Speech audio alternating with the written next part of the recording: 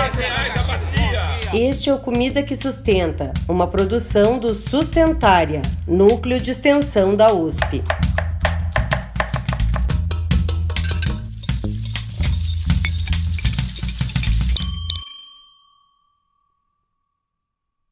Olá, olá! Seja muito bem-vinda e muito bem-vindo ao nosso Encontro Sustentária. Pode chegar, senta e fica à vontade. Meu nome é Pamela de Cristine e o Comida que Sustenta está de volta com o primeiro episódio da terceira temporada. Se você ainda não ouviu o teaser dessa temporada, corre lá para entender melhor como vai funcionar os episódios. É bem rapidinho. Se você já ouviu, está sabendo que esse é o episódio principal do mês. E agora estaremos sempre em duplas, aprendendo essa série de episódios.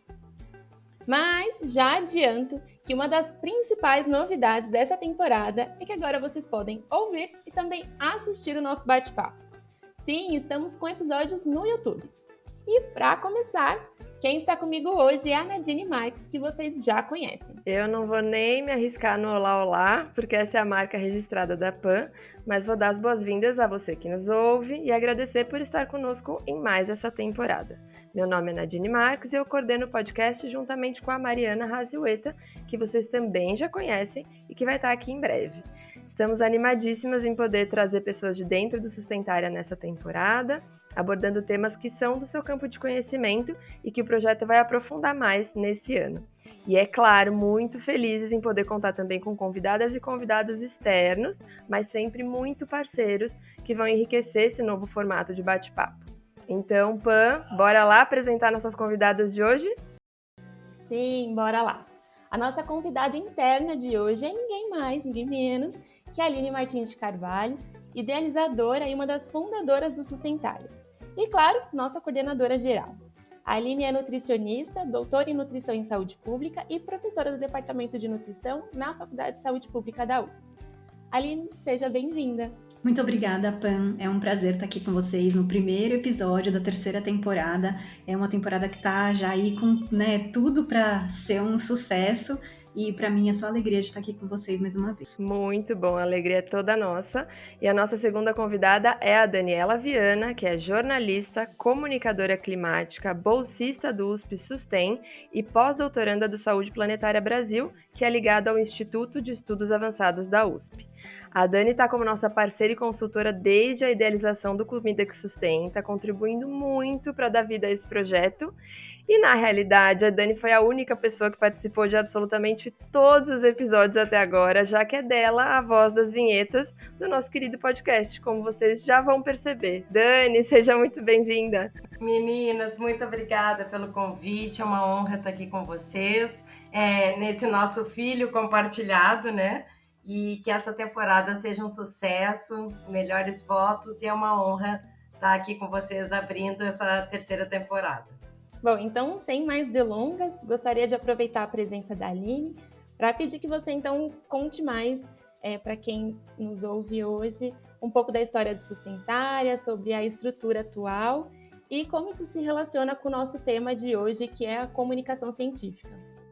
Legal, Pam. O Sustentária, então, ele é um núcleo de extensão da USP, né, que tem voluntários de várias partes do país. A gente tem alunos de graduação, de pós-graduação, profissionais, professores da USP e de várias outras universidades do Brasil e do mundo. A gente também tem diversas áreas do conhecimento, né? A gente tem vários nutricionistas, mas a gente também tem geógrafa, bióloga, antropóloga e diversas outras áreas. Então, isso traz no Sustentária uma riqueza muito grande, como vocês podem ver, né, tanto no podcast quanto nos nossos outros materiais. Mas, na verdade, a gente começou bem pequenininho, lá em 2012, em que era só eu e uma aluna de graduação, eu era aluna de mestrado na época, e a professora Dirce. Então, a gente começou a idealizar o projeto, e, na verdade, na época chamava Segunda Sem Carne, em que era para a gente falar sobre o consumo excessivo de carne no contexto brasileiro. E aí a gente fez esse projeto no restaurante universitário, né, que a gente carinhosamente chamava de bandejão. E aí, então, a ideia era a gente colocar uma vez por mês uma alimentação sem carne, só para começar a falar sobre os impactos do consumo elevado da carne, principalmente vermelha e processada. Então, a gente começou dessa forma. fazendo uma campanha de marketing, que na época era só no Facebook, porque era o que tínhamos. E aí, então, e falando com os alunos, professores, e fez essa campanha durante um ano. E no final do ano a gente fez uma pesquisa perguntando para as pessoas se elas reduziram o consumo de carne por causa dessa campanha. E 40% das pessoas falaram que sim. Então a gente ficou muito animada com esse resultado e a partir daí a gente expandiu. Então a gente começou a falar sobre redução do consumo de carne e o seu impacto na saúde e no meio ambiente em diversos locais. Então, na alimentação escolar de São Paulo, em diversos hospitais, todo lugar que chamavam a gente ia. E a gente ficou alguns anos fazendo essas atividades. E depois, em 2016, a gente mudou o nome para Sustentária, porque a gente via que a gente não falava só sobre carne, a gente falava sobre alimentação, né? Carne era um dos objetos em que a gente tratava. E aí a gente achou que, segunda sem carne, as pessoas achavam que a gente era vegetariano ou vegano, e não era esse o objetivo do projeto. Então a gente muda o nome para Sustentária. E aí, então, desde esse momento, a gente começou a crescer um pouco mais.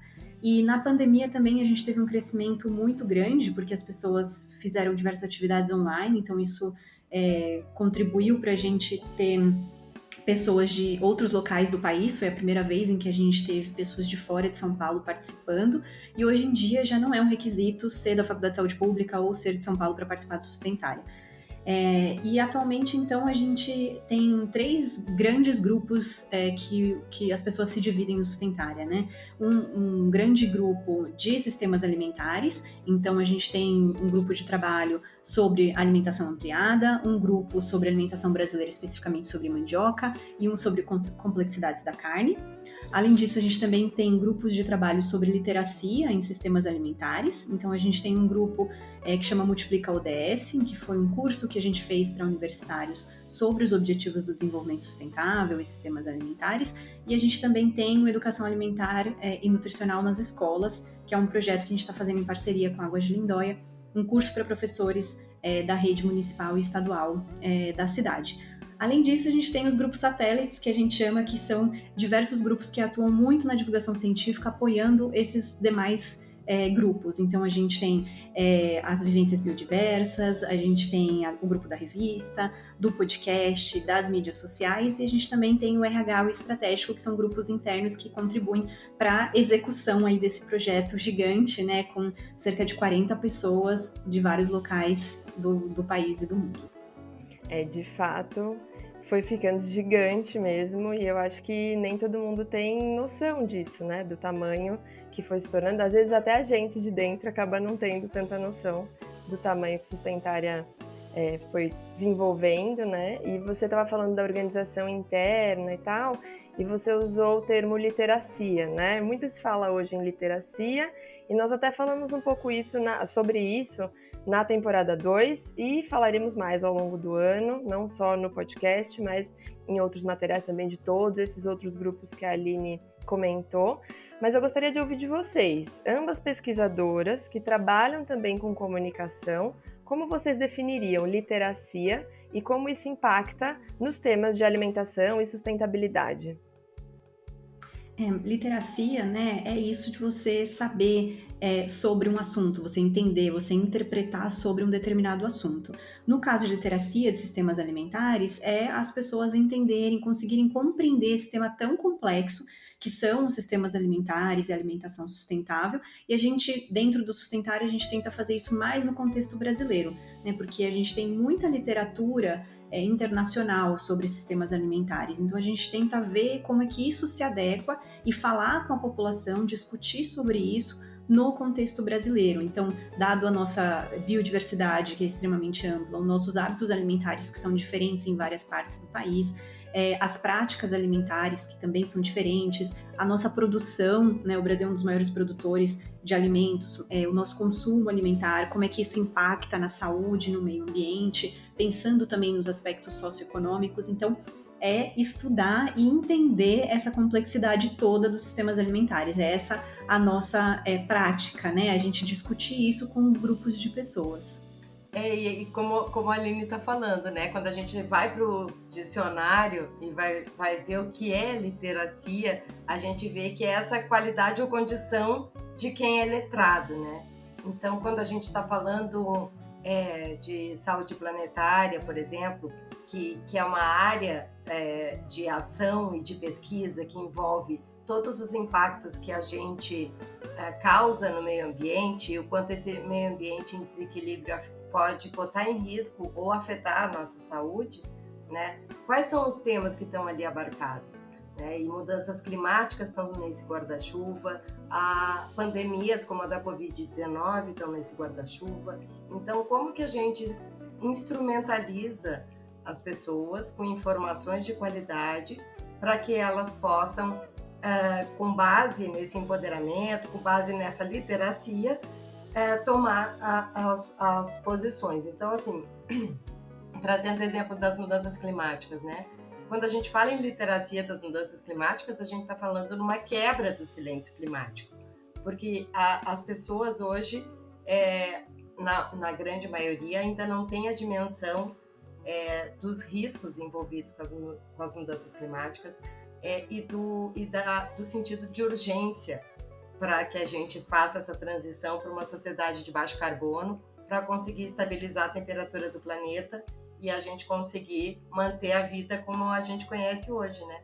Então, quando a gente está falando disso, a gente está falando também de ações de engajamento, ações de empoderamento de diferentes atores sociais, dos seus temas particulares de interesse, das suas áreas de atuação, como que cada um pode, sendo economista, sendo catador de materiais recicláveis, sendo o que for, como que essa pessoa pode atuar, tanto na sua área de atuação, como na pressão que ela deve exercer para quem está querendo manter tudo como está. Então, a gente fala de literacia justamente nesse sentido de mostrar, sair da normose, digamos assim, e fazer com que todos ajam numa mesma direção, que é a direção que a gente precisa para nos manter enquanto espécie, inclusive, né? Aproveitando essa questão da praticidade, né, do quanto a gente consegue colocar as ações, queria perguntar para vocês se vocês diriam, então, que informação, conhecimento ou a própria literacia são suficientes para mudar comportamentos humanos. De que forma que a gente também pode explorar isso no Sustentária ou em outros projetos? Então, Pan, eu queria começar por essa, porque é a minha área, né? E eu acho que é a pergunta de $1 milhão, porque eu acho que essa comunicação, ela não basta só trazer informação de qualidade, mas é preciso tocar corações e mentes para a mudança, né? E a gente sabe o quanto mudar é difícil para nós individualmente, para a gente enquanto sociedade. Então, hoje a gente, no campo de comunicação, eu acho que a comunicação é fundamental, e por isso que eu atuo todos os dias, mas hoje a gente tem ainda mais uma camada de desafios que envolve essa maré de desinformações que a gente está navegando. Nunca se comunicou tanto, mas nunca se comunicou tão mal, né? Então, como que a gente busca tocar esses corações e mentes? Como que a gente busca sensibilizar para a mudança, né? A publicidade, por exemplo, o marketing, sabem fazer isso muito bem, né? Eles sabem apertar e detonar os gatilhos certos para que a gente haja do jeito que eles querem que a gente haja e consuma o que eles querem que a gente consuma. Então, eu acho que, de alguma forma, é uma fonte, sim, importante para a gente entender. E aí eu vou um pouco para o campo da necessidade de fazer interconexões entre comunicação e psicologia.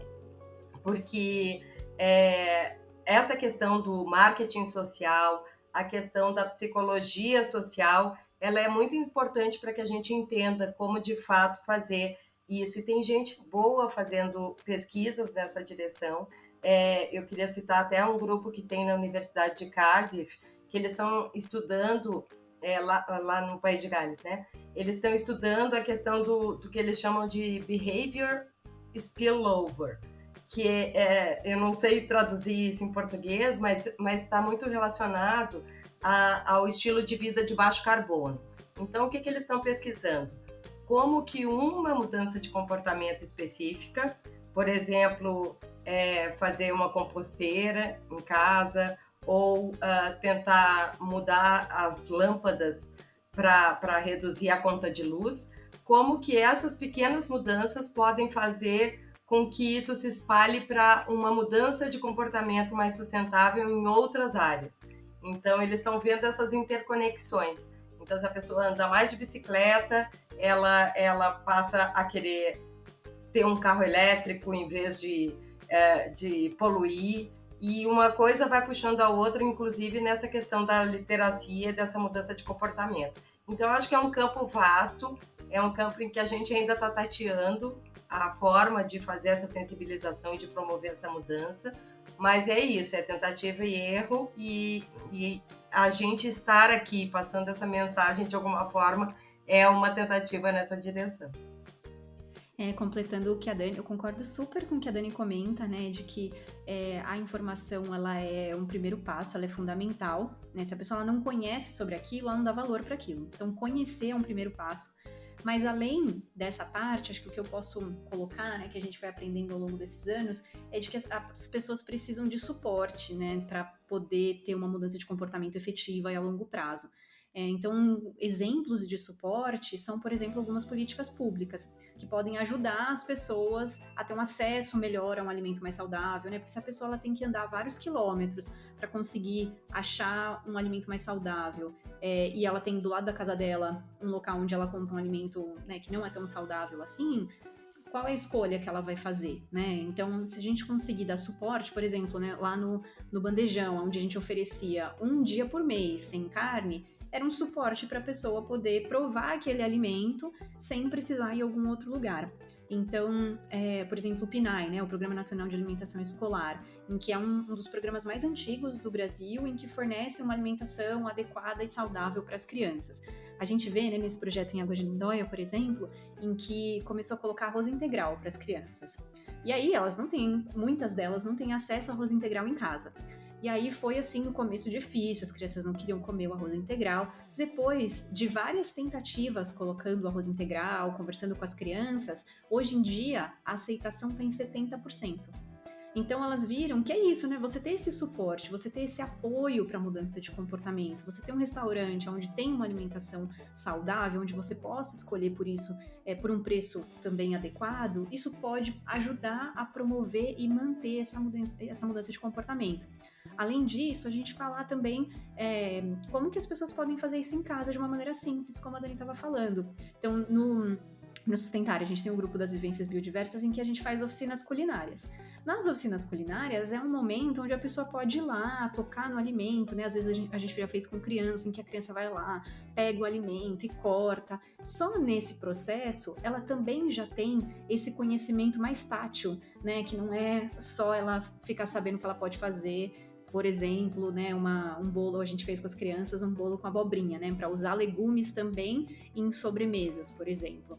E aí a criança tocou naquele alimento, ela cheirou aquele alimento. Então isso faz com que ela possa querer comer esse alimento numa outra ocasião também. Então acho que isso ajuda nesse processo, a gente oferecer o suporte. Além do conhecimento, a gente também oferecer suporte para que essas mudanças possam ser efetivas e duradouras, que eu acho que é o grande ponto da mudança de comportamento.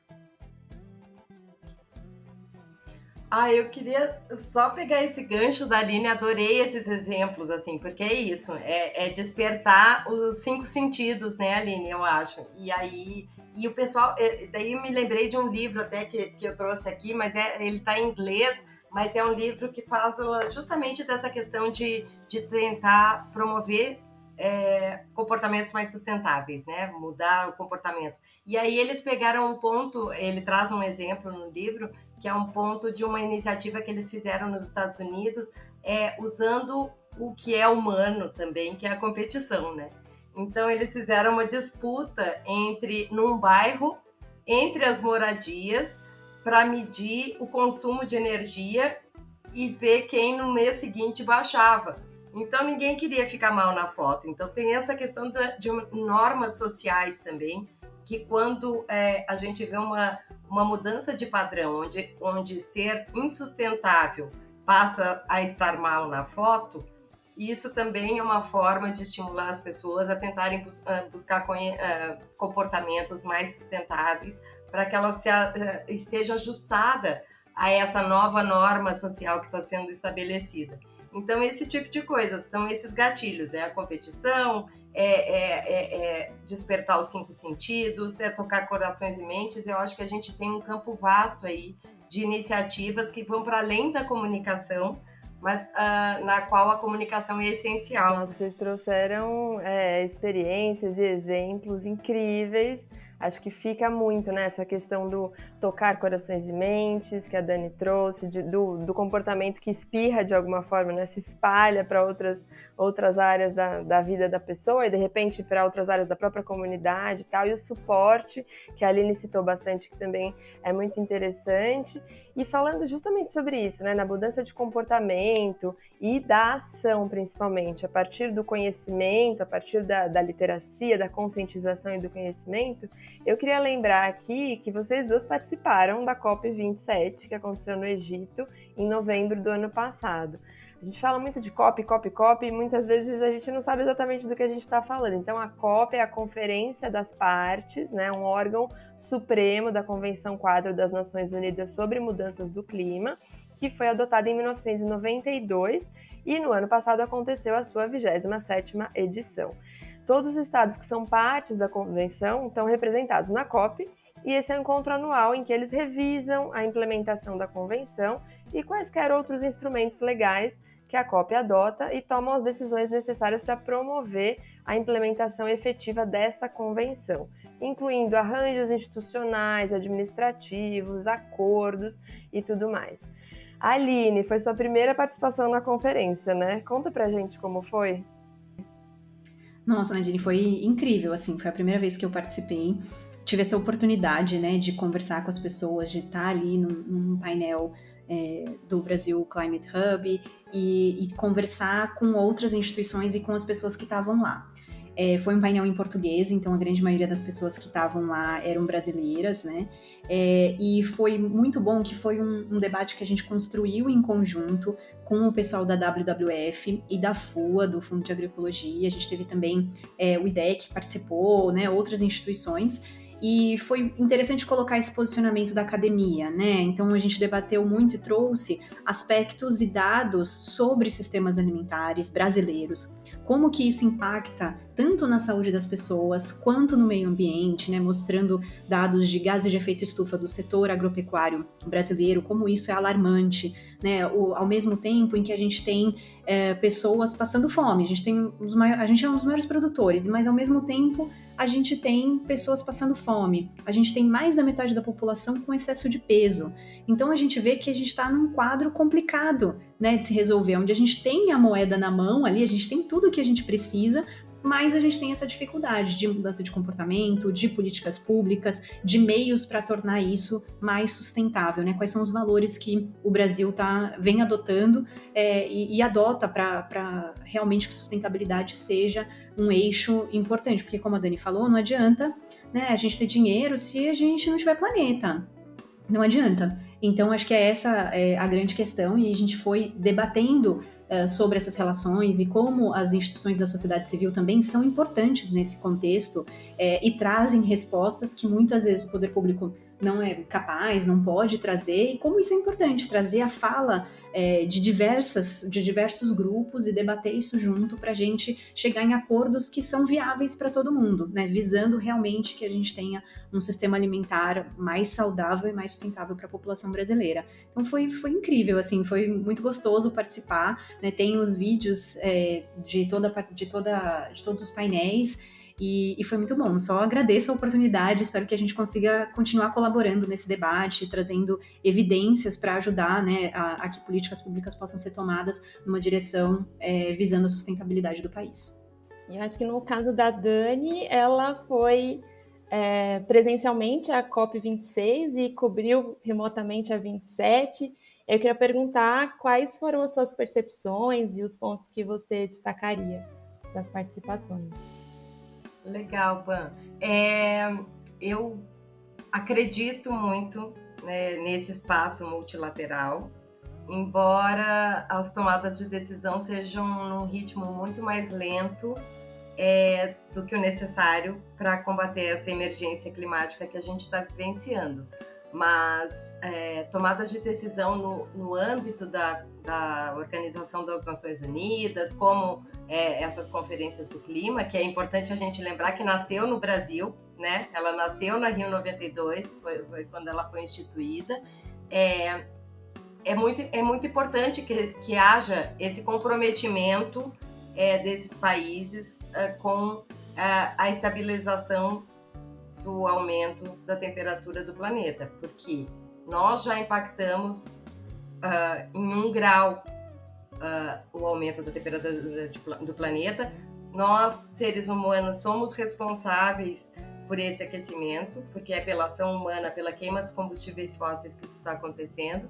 Então é importante que, se somos partes do problema, temos de ser parte da solução também. Só que tem as dificuldades desse próprio organismo multilateral, que é a questão baseada em consenso.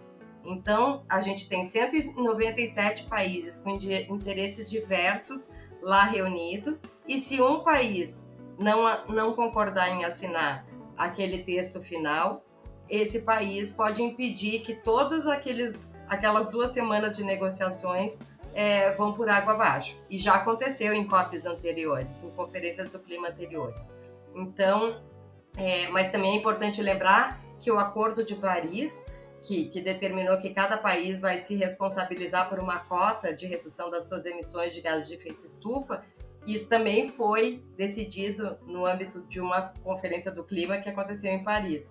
Então, são espaços ainda possíveis, esses espaços podem ser revistos, inclusive há sugestões para que se reveja essa questão do consenso, né? Porque o tempo urge nessa mudança, e há também sempre essa demora nessas tomadas de decisão.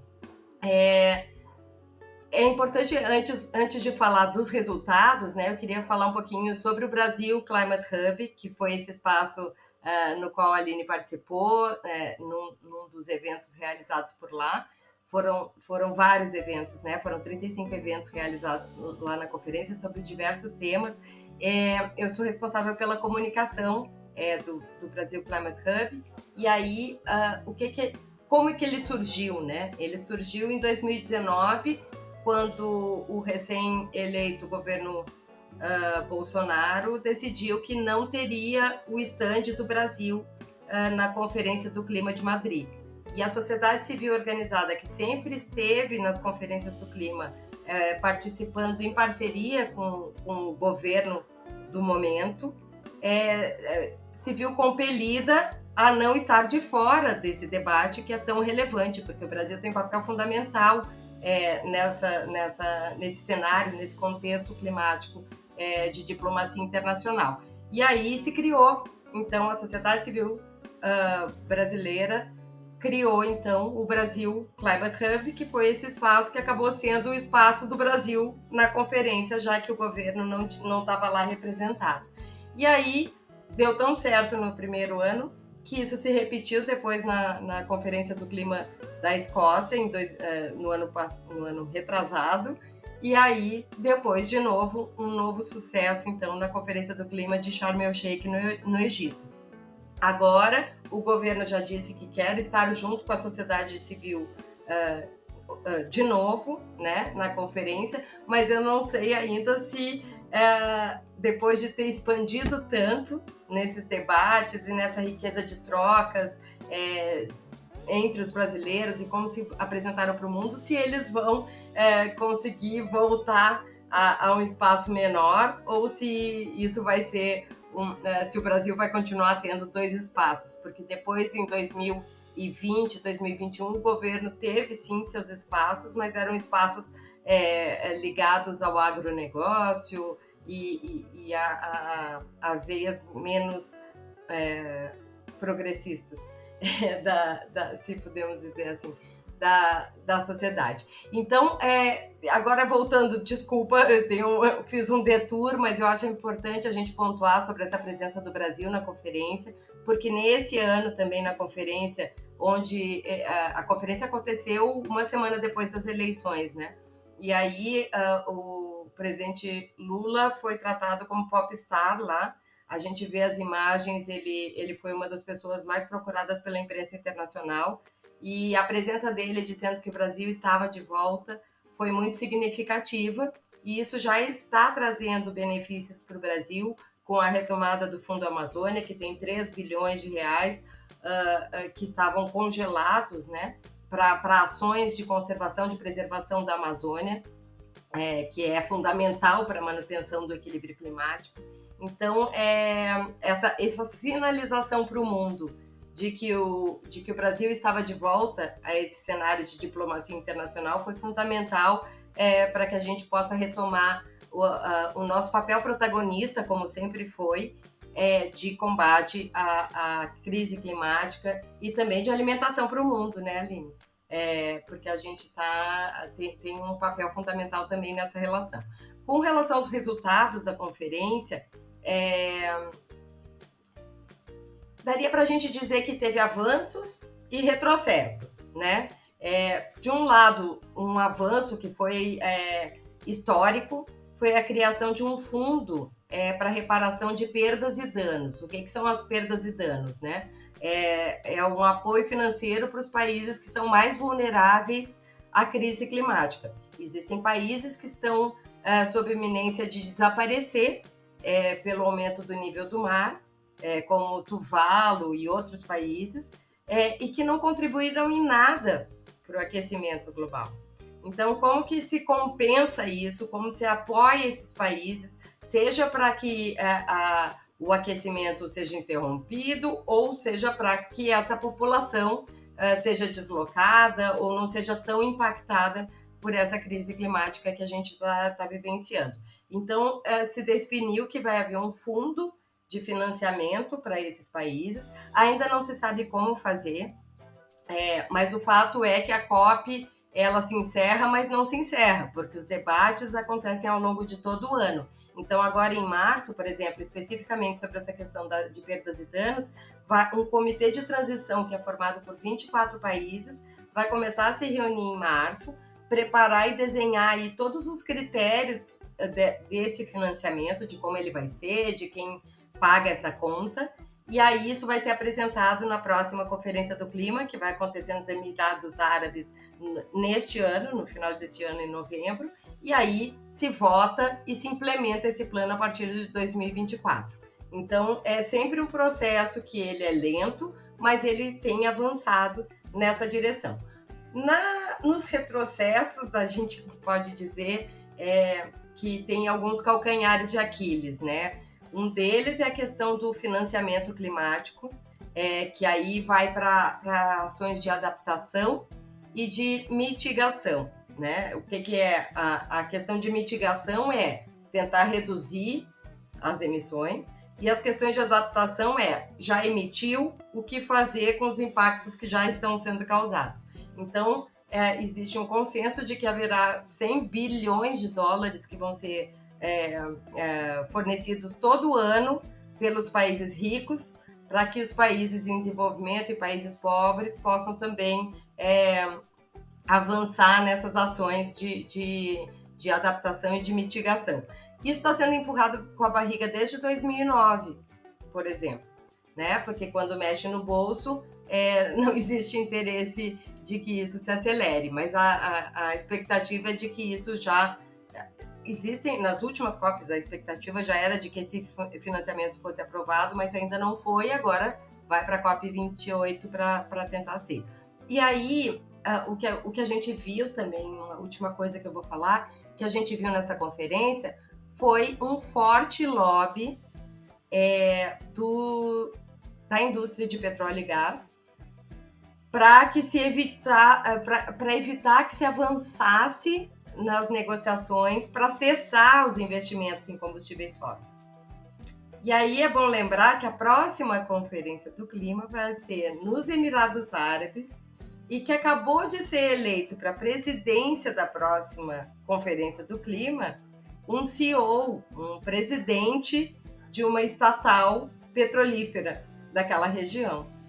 Então, a gente está num jogo de forças, entende? Por isso que é tão importante a gente trazer essas informações, trazer a literacia para que as pessoas entendam o que está acontecendo e para que elas possam pressionar por essa mudança, em apoio a uma sociedade civil organizada que já está fazendo isso, mas que precisa de mais e mais vozes na mesma direção. Então, se eu pudesse falar de COP, seria isso, mas tem muito mais para falar, mas senão a gente fica aqui até amanhã falando. Mas é interessantíssimo ouvir vocês falarem a partir de perspectivas, pontos de vista, experiências diferentes, né? Mas acontece muito de as pessoas terem algum contato com o COP como se fosse algo sempre muito distante, né? Inalcançável. Então é muito interessante ouvir também sobre a participação da sociedade civil e muito interessante saber também, Dani, como você colocou, que a COP termina, mas não termina. Porque o que acontece habitualmente, entra ano, sai ano, é que ali entre os meses de outubro e novembro, quando ela está para acontecer, muitas notícias a respeito, se fala bastante a respeito e depois isso morre um pouquinho, né? Ao longo do tempo o tema acaba perdendo força. Então você falou que principalmente quem está diretamente envolvido, segue trabalhando em cima disso, mas para quem de repente não está descobrindo mais a respeito agora, né? Nessa lógica de literacia que a gente está falando. Para além de visitar o site das Nações Unidas para Mudanças Climáticas, que está na descrição desse episódio de hoje, o que você acha que as pessoas podem fazer para o tema se manter em alta, Dani? Então, eu tenho, assim, existem sites, existem organizações que estão acompanhando todos esses processos. Por exemplo, existe uma organização chamada La Clima, que acompanha toda a negociação da questão do crédito de carbono. Existe o Instituto Talanoa, e todas essas organizações estão o Instituto Clima e Sociedade, que é um dos organizadores do Brasil Climate Hub. Todas essas organizações estão acompanhando muito de perto os acontecimentos correlacionados à Conferência do Clima. Aqui no Brasil tem o Observatório do Clima, tem... quais mais? Tem diversas organizações, o WWF, que também acompanham todas essas negociações em diferentes frentes. Então, eu acho que é seguir essas organizações nas redes sociais, se informar mais sobre o que está acontecendo, porque isso vem sendo retroalimentado com informações o tempo inteiro. E tem o site do climainfo.org.br, que traz notícias relacionadas às questões climáticas, e sempre que tem alguma novidade com relação à Conferência do Clima, as informações com certeza estão lá. Eles fazem uma newsletter diária, que é enviada por e-mail depois que a pessoa se inscreve no site, e ali tem todas as informações relacionadas à Conferência do Clima e seus desdobramentos. E é importante lembrar que o presidente Lula já propôs que a conferência, a COP30, seja realizada em 2025 em Belém, no Brasil, e isso provavelmente vai ser confirmado aí nos próximos meses, e a gente vai ter uma conferência do clima de novo, depois da Rio 92, da Rio +20, a gente vai ter mais uma conferência aqui no Brasil, e vai ser fundamental porque ela vai ser no coração da Amazônia. Então, vai ser importante nessa direção.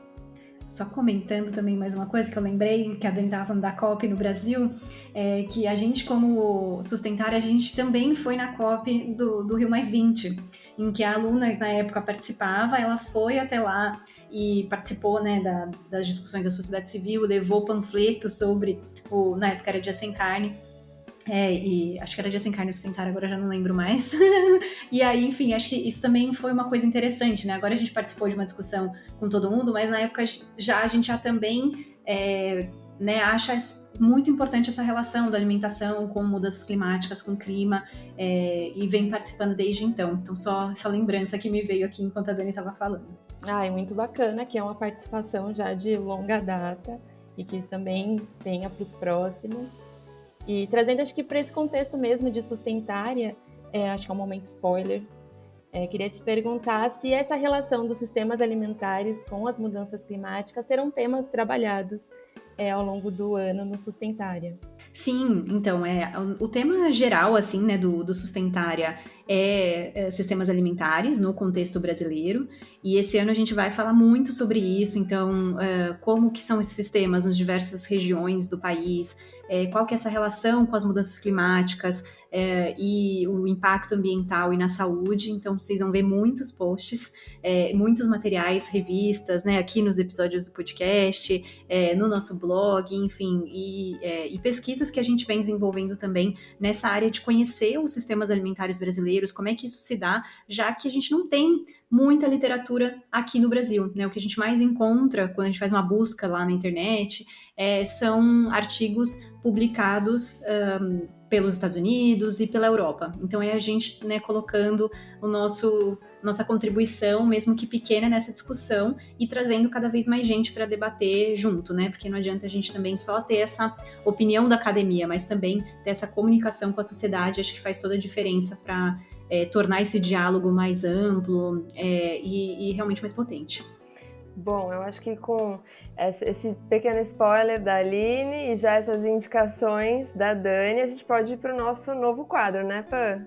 Sim, bora lá. Inclusive, com nova vinheta, que temos aqui a nossa convidada que participa, né, gente? Então, bora para o nosso novo quadro. Sustentária Indica.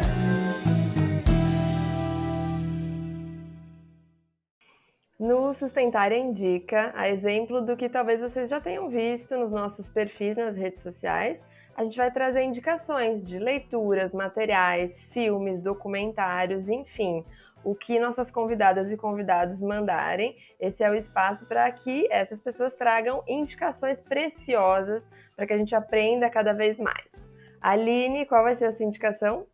Eu tenho duas, né? Eu trouxe primeiro um livro que eu e a Dirce organizamos, que a gente lançou ano passado, que é esse de Sistemas Alimentares e Alimentação Sustentável, foi publicado pela Manoli, e é um livro super especial em que a gente convidou diversos pesquisadores de diversas áreas para falar desde o que é um sistema alimentar, pensando como um sistema complexo, né, nos diferentes relações de sistemas de pensamento, até pensando o que é esse sistema alimentar no Brasil, qual que é o impacto na saúde, no meio ambiente, questões socioeconômicas, como os movimentos sociais contribuem com os sistemas alimentares. Então esse é recomendo fortemente. E eu também trouxe um outro livro que eu tô lendo, que é esse aqui, Gastronomia no Brasil e no Mundo, da Dolores Freixes e Guta Chaves, da editora do Senac. E é muito interessante, traz um pouco sobre a história da alimentação brasileira, né? Como é que foi se formando essa gastronomia que a gente tem, como que fala muito da mandioca, o que eu fiquei muito feliz de ver, né? Já que a gente tem um grupo que estuda aqui no Sustentária Alimentação Brasileira Mandioca.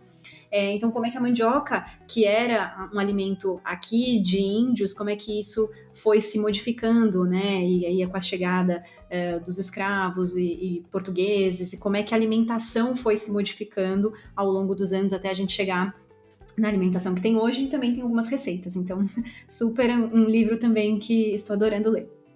Só para não gerar desespero nem preocupação, a gente vai colocar bonitinho todas essas indicações na descrição do episódio, para quem está ouvindo a gente não ficar, meu Deus, que foi mesmo que ela falou, quem era a autora, quem era o autor. E inclusive que a Dani já falou anteriormente, né, as dicas de onde a gente se informa, onde a gente acompanha o que está acontecendo na COP ao longo do ano.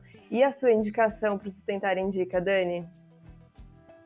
Então, eu trouxe duas também. Uma que eu acho importante é seguir o Saúde Planetária nas redes sociais, @Saúde Planetária, e o site também, saudeplanetária.iea.usp.br, porque a gente traz muito essas informações sobre essas interconexões, sendo que a parte de sistemas alimentares é um dos eixos de atuação. A Aline é membro da equipe também, e a gente pesquisa todas essas inter-relações de como a gente impacta o meio ambiente e esse ambiente nos impacta de volta, e como a gente pode buscar soluções práticas para que a gente consiga construir esse mundo novo que a gente está vivenciando. E para quem ainda está no processo de despertar, tomando consciência desses temas ainda, mas ainda não sensibilizado, eu super recomendo aquele filme Não Olhe para Cima, que em inglês é Don't Look Up. É um filme de 2021, ele tá no Netflix, o diretor é o Adam McKay, E aí ele tem o Leonardo DiCaprio, ele tem a Jennifer Lawrence, ele tem a Kate Blanchett, a Meryl Streep, que está maravilhosa no papel de uma governante negacionista. A gente nunca viu isso, né? Brincadeira. Ironias à parte. Mas ali estão todas, está a receita, né? A gente é um filme de ficção, que fala da chegada de um meteoro que está prestes a atingir a Terra. E aí, dois cientistas que não tinham expressão nenhuma acabam descobrindo, por acaso, aquele meteoro vindo e começam a tentar alertar a população sobre a chegada desse meteoro que pode acabar com a humanidade, que pode acabar com o planeta Terra. E aí a gente tem ali todos os elementos que a gente vê no combate à crise climática, então é muito relacionado. Então a gente tem os políticos negacionistas, a gente tem uma cegueira coletiva generalizada, a gente tem a hipocrisia, a gente tem o poder das grandes economias das empresas tentando fazer com que nada mude, ou com que as pessoas continuem não percebendo o que elas precisam perceber. A gente tem, então, diferentes atores e papéis sociais da forma como a gente visualiza essa questão climática hoje. E a gente tem cientistas falando e não sendo ouvidos. Então é um filme maravilhoso, além de ser divertido, é um bom filme, é um filme que, de alguma forma, vai ajudar, e me ajudou muito, porque eu me senti representada ali, de alguma forma, vai ajudar a gente a entender qual o papel que a gente está ocupando e como a gente pode agir diferente. Então, essa é a minha dica. Don't Look Up, Não Olhe Para Cima, no Netflix.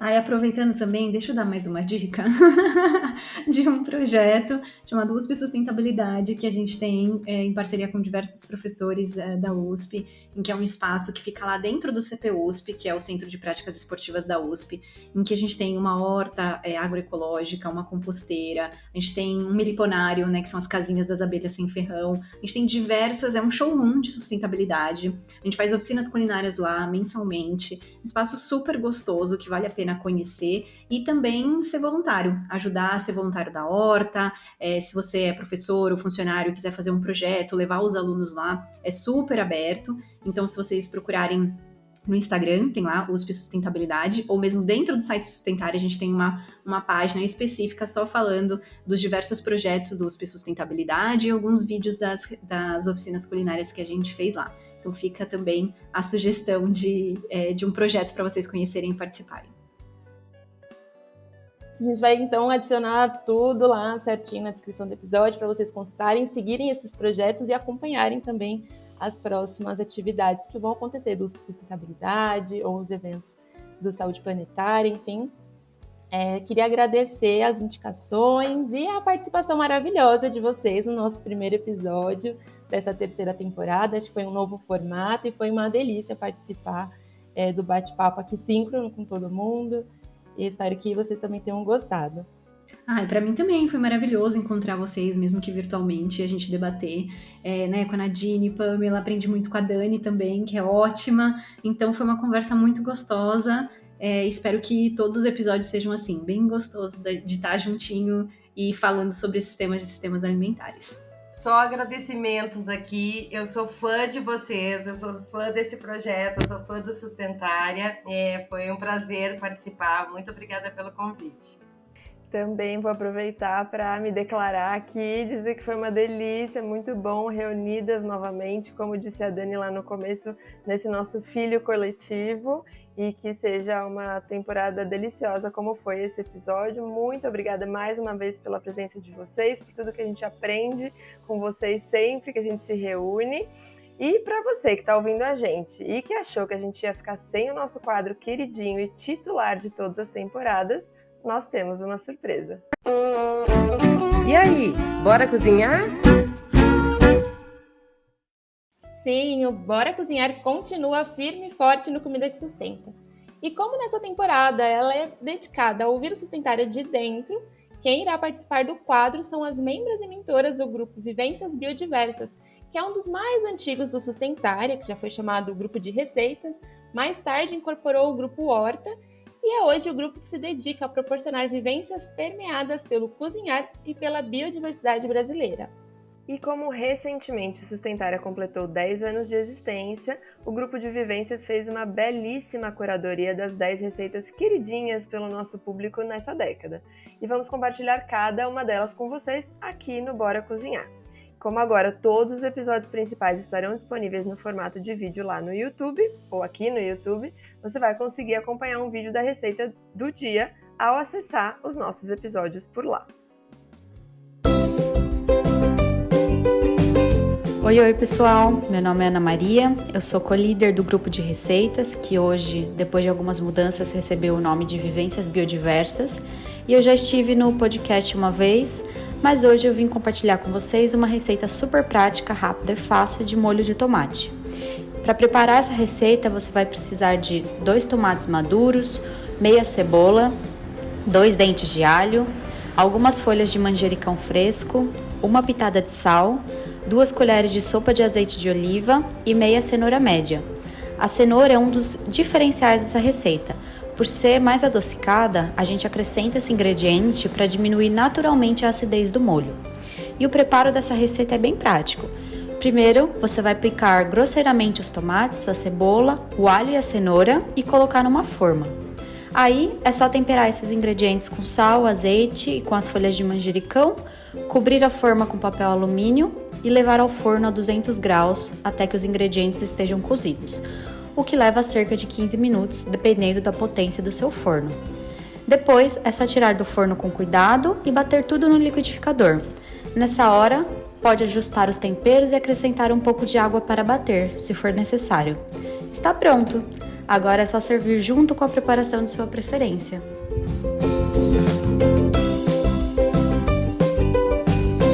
A gente vai ficando por aqui, esperando que vocês tenham gostado desse novo formato. Conta pra gente o que você achou nos nossos perfis nas redes sociais. Eu adorei, Pan! Eu também amei. É um novo formato, tem um desafio, mas acho que ao longo da temporada a gente vai trazendo novas informações, assim como foram nas temporadas anteriores, não é? E vai aperfeiçoando também a nossa dinâmica. Eu espero que vocês tenham gostado. E, como não poderia deixar de ser, deixo aqui o meu agradecimento especial a todas as pessoas que estiveram comigo hoje, seja nos bastidores, nas entrevistas ou ouvindo a gente. E se você ainda não ouviu algum episódio das nossas temporadas anteriores, saiba que todos estão disponíveis no nosso site, no Spotify, na plataforma Orelo e no Google Podcasts. Os links estão aqui na descrição, corre lá para explorar, não deixa de seguir os nossos perfis e assim acompanhar todas as novidades. E não perca os nossos próximos episódios que serão lançados semanalmente esse ano. Nas próximas semanas do mês teremos episódios das novas séries do Comida que Sustenta. Fique de olho, ouvido, atento, porque eles estarão demais. Eu tava doida para falar isso. Até lá!